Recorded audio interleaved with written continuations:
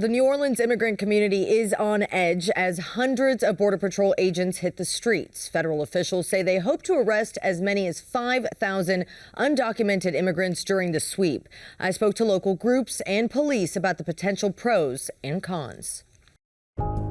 From the Gulf Coast to the Mississippi River, a new federal immigration operation is underway. U.S. Border Patrol agents are conducting operations dubbed Swamp Sweep and Catahoula Crunch. How many people did you detain today? Still counting. A lot and still counting. Efforts designed to increase visibility and enforcement across southeast Louisiana and parts of Mississippi. Agents will soon be more visible on sidewalks, at doorsteps, and near workplaces, looking for individuals they believe may be in the country without authorization.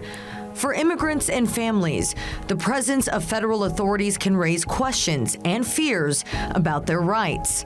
In New Orleans, attorneys say their phone lines are buzzing like never before.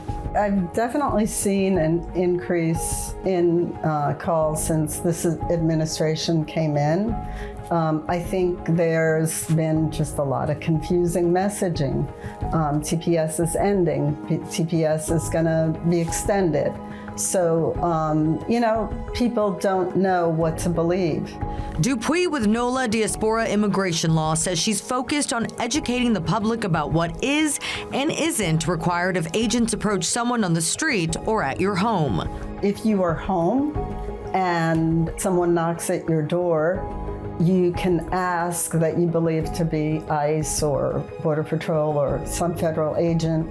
Just ask that if they have a warrant. If they say they do have a warrant, ask them to slip it under the door. You need to make sure that it's signed by an immigration judge. Dupuis says these targeted operations can leave families anxious and neighborhoods on edge, especially those with temporary or protected immigration status. I have talked to Haitian migrants, as I said, who are working in the service industry, and people are afraid to go to work, but they need to work because they need a livelihood. The New Orleans hospitality industry, the backbone of its tourism economy, could soon feel a different kind of impact. Local 23 New Orleans chapter president Willie Woods says the union has dozens of members working under temporary protected status. For many of them, those protections end in February. It's going to impact because they're no longer going to be working in the shops.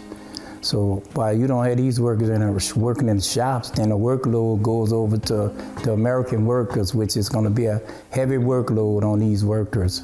Woods says a loss of TPS workers would ripple through the entire city, a city that relies on thousands of immigrant workers to keep it running. As a native of New Orleans and growing up here, back in the 60s and the 70s, you always had immigrants in New Orleans. I mean, the city was built on immigrants from all nationalities. But as workers and employers raise concerns about the impact, some area law enforcement view this as a positive and are taking a different approach, playing a direct role in the operations. We're going to protect our citizens, our businesses, and any other law enforcement entity or agency that comes into the city. In Kenner, officers have been ordered to assist federal immigration authorities as the operation expands.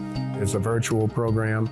And we have 15 officers that just completed that training, waiting for them to get credentialed, and we have about 15 more. My goal is to get the whole department certified. Since March of 2025, the Kenner Police Department has helped ICE issue hundreds of immigration detainers, a drastic increase from the year before. Since March to this date, we've probably had over 300 of our arrestees detained by federal agents. But the chief's participation has also raised tensions within Kenner's Hispanic community, a community that makes up about 30% of the city's population. Kenner's a very safe community, one of the safest communities in the country.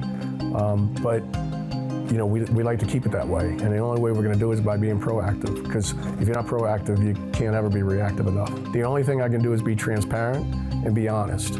And that's what I do. Is I get out in the Hispanic community. We put on several outreach programs just for the Hispanic community, from women's self-defense to a citizens police academy.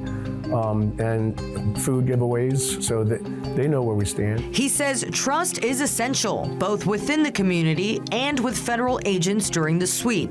As that operation continues, cities must navigate the balance between federal enforcement, community safety, and economic stability. In addition to the Border Patrol operations, President Donald Trump announced he will deploy National Guard troops to the New Orleans area before Christmas.